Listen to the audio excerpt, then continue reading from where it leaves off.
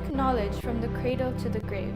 Shahnaz Alidina has truly embodied this hadith of our Holy Prophet, peace be upon him. Her thirst for knowledge drove her to study from her early married life until she had her grandchildren.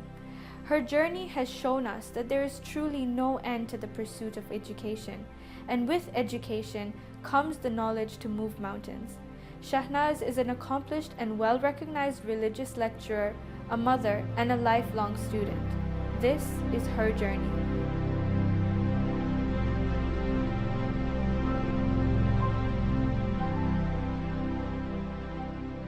My passion for education began way into my high school life. I found myself that I really didn't have to spend a lot of time studying, and I would really be able to score high grades.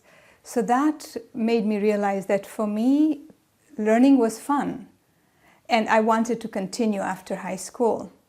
I remember after high school I applied for a college in outside East Africa, because I come from East Africa. And my father was so positive until the time came when he had to let go of me to go abroad, and he said no, he couldn't do that.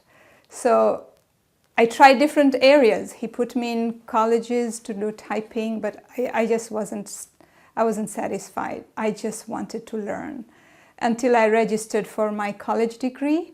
And by that time, I was getting married. So my education actually started after I got married. I studied with my college degree after my marriage, so it went on. And as I went along, I got my children. So it began as a pursuit for my own self, but then as an early years educator, I realized that the point of education is not just getting qualified, is being able to put into practice what I'm learning. So there were many times I just had to stop. When I got my second child, I had registered for a course, and then I realized that my son needed me more. And I just withdrew from my course for a while until I was ready to go back again. So my life, my academic life has been on a path that suited my life. I was not in a hurry to actually race through and get qualified. I just wanted to continue learning. And it was that, and every time I enrolled for a course, I had this intention in my mind that I want to become qualified, or I want to pursue my education to such a degree that when the Imam comes, I will have a position in his government where I will be of value. So as an educator, I needed to be trained to the best of my ability. And I just went on and on with that intention up till today. That what I'm pursuing, I'm hoping that when the Imam comes, I will have a place where I can be of service to him.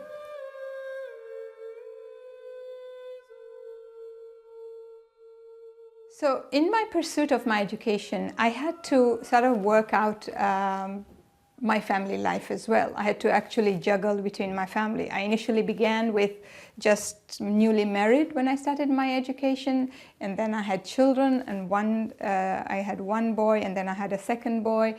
And all that sort of contributed to the pace of how my education went. Besides the children, I lived in an extended family. I had my father and mother-in-law living with me, and being able to sort of accommodate for every one of them, I needed to be well planned. And I remember once my husband telling me, he says that the only expectation I have during your process is that we should have food on the table at meal times. And that was the only thing he expected of me. So that wasn't so difficult, because I realized if I planned my day well, if I planned my week well, I was able to do that. I was able to accomplish that. And besides that, I was able to look after my kids. I was able to look after the home and look after the elders in the family. So all that went into careful planning of what I needed to do. I planned for a whole week. I planned weekly menus. I planned monthly menus. And sometimes I remember I wasn't able to go through what I planned. But that was fine because my planning wasn't rigid. I allowed for that flexibility. And when you're raising children, as you all know, you have to be flexible. Children become your dictators. You may decide that today you want to really cook for the week, and they decide, no, that's not the day for you. And you have to let go because they are the center of what your life is about. At certain stages of their lives, they need you. And I, as an early years educator, I felt if my children need me at any time, then they become my priority. So whatever I may have planned, those plans were good on paper and they didn't have to be executed, but they gave me direction. They gave me direction as to where I was going. I can't imagine if I wouldn't have planned how I would have spent my days. I would not have been able to give priority to the things I needed to do. So being able to plan not only my household issues, but also my study, being able to pace how much I needed to do at a given time, gave me that opportunity to do it well. And even give myself some recreation time. Otherwise, I can imagine my life just having been full of just raising kids and studying. But my husband also needed time.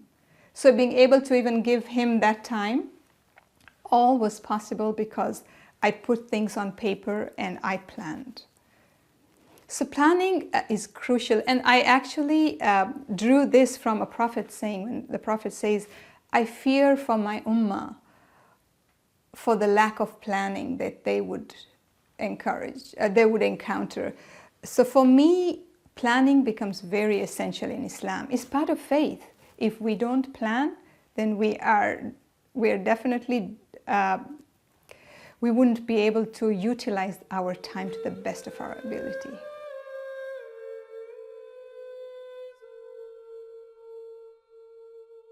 I'm often asked, how is it possible to be living in an extended family and at the same time pursue my education? For me, this hasn't been an issue at all. Over the years, I have learned to be able to cope and become very independent within my own home. I followed some guidelines. One thing is that I have no expectations from anybody. I don't expect anyone to do things for me. As long as I can cope with my own stuff, I do it. What I am not able to, then I don't expect anybody else to do things for me. And having that guideline has proved very beneficial because when you don't expect things to be done for you, the members of the family tend to chip in, support you. I remember the time when I was in my first year in my doctoral program and my daughter-in-law had just got married. And there were times when during my coursework, I used to be up so late in the night. And ever so often, I would just find her just dropping into my study and just leaving a plate of fruit or just bringing some drink. It's not that I expected her to do it, but I felt that support was so important. And it was nice because I wasn't expecting, and then having to receive that was good. And similarly, as I sort of, in my earlier years, when I had to look after my in-laws, my father and my mother-in-law, the many times I sort of just gave up my studies because they needed me. I sort of put a stop to it because I felt they were important in my life. So being able to juggle that life, that seeing where I'm needed most, and not just making education my priority, just being able to live as a human being in a house was important. And that sort of guided my outlook, that at the end of the day, whatever I do in life, I'm a human being and I'm accountable to God. So if I step on anyone's toes in my household, then that was to my own detriment. I was going to be answerable to God. So I tried my best. That I didn't expect anything from my family to do for me, but if they did, that was joyous. And in the process, when we sort of landed up coming to that sort of environment where people supported each other.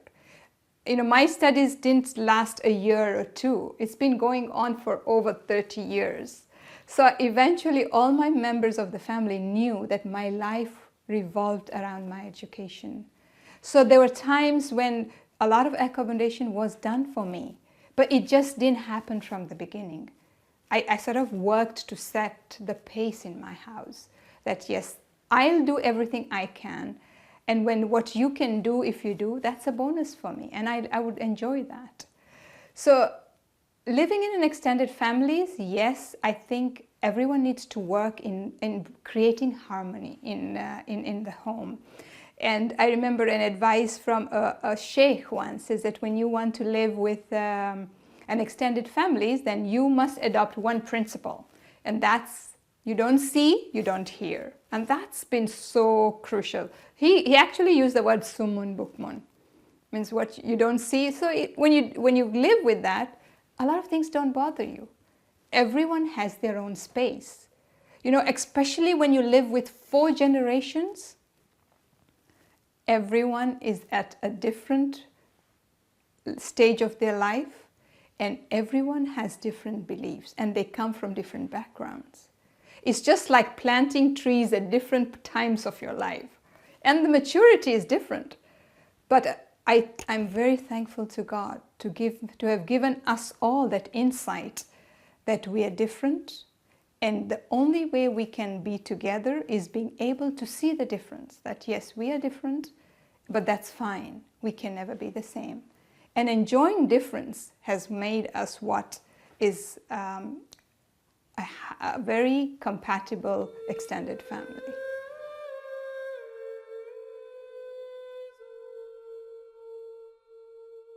So the question I get asked is, do I have any expectations for my children to follow in the same footsteps as I have in their academic pursuits?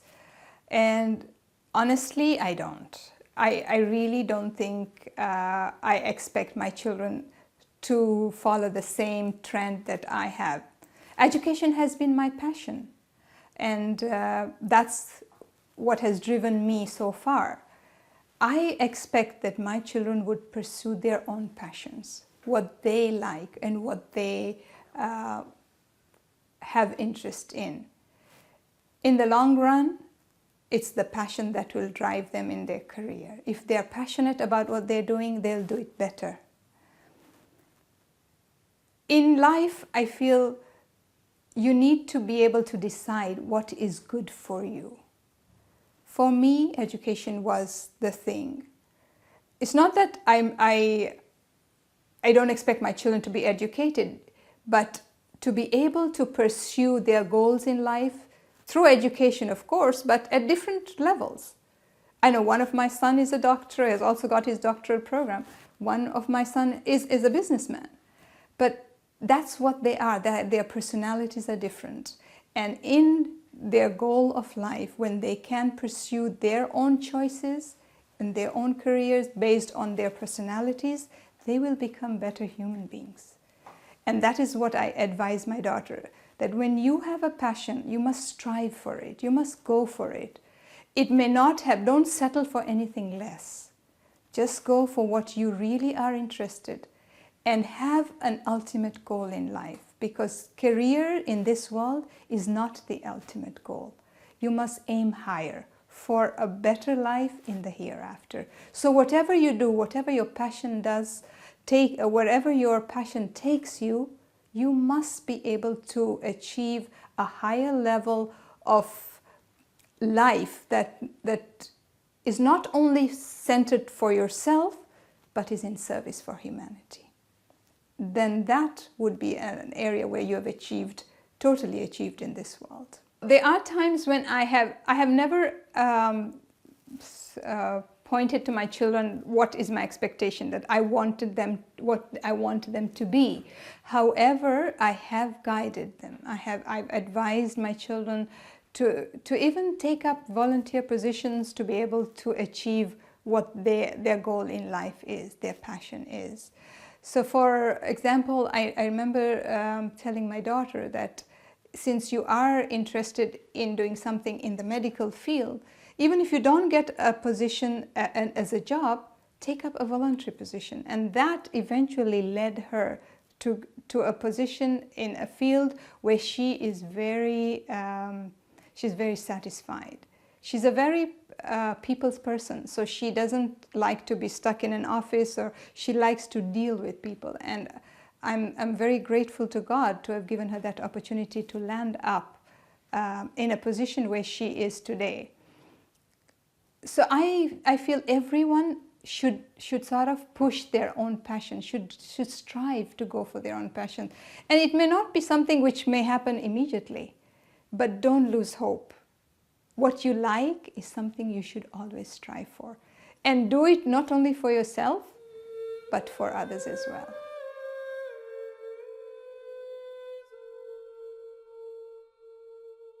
I'd like to share my experiences as a matured student at university. And that takes me back, way back when my children were growing up, and I had to constantly travel abroad to give my exams and attend my workshops. I remember my daughter was 5 years old and she asked me, "Mom, will you be done university when I get to college?" And at that time I laughed and I said, "Hopefully." And it just happened that when she started university, I also started my doctorate program. So education is a lifelong experience. It's never something which can be put on hold, or is something that ends.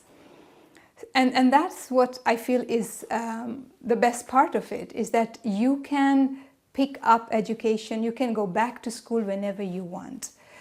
A lot of times, you know, when young mothers are having their families and then they have children, and they feel, okay, now after the children have grown up, they can go back to school. But more so, that is an appropriate time, because when their children need you, you are there for them at home. I often also recall my life that there are times when I just abandoned my work because my children were more important. And I would question myself, how can I be an early years educator and ignore the fact that children needed my attention, my children needed my attention, and I would be at school? That just didn't tie in. So I rather left the school part out and gave time to my children and then picked up. So that's how my life has been. I sort of didn't have a defined timeline that I needed to complete my courses in these many years. I let life take control of that. So when my children were growing up, I enjoyed them, I gave them time, and given the time in between that, I would continue my education.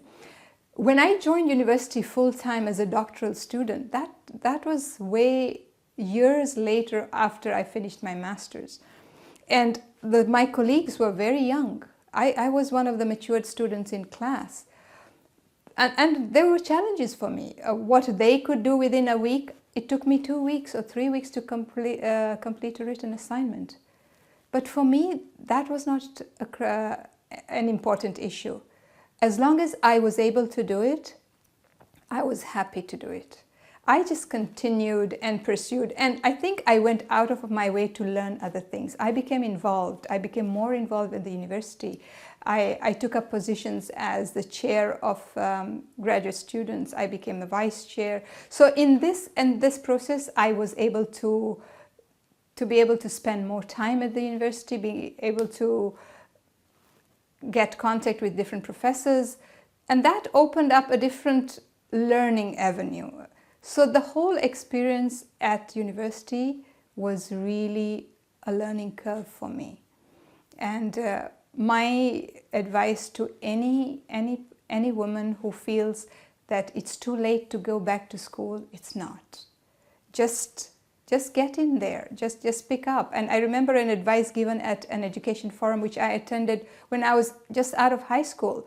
And the guy said, if you really want to go to university and you don't have the means, start with a certificate course. And from a certificate course, you will go to a diploma. And from a diploma, you'll find an avenue to get into university.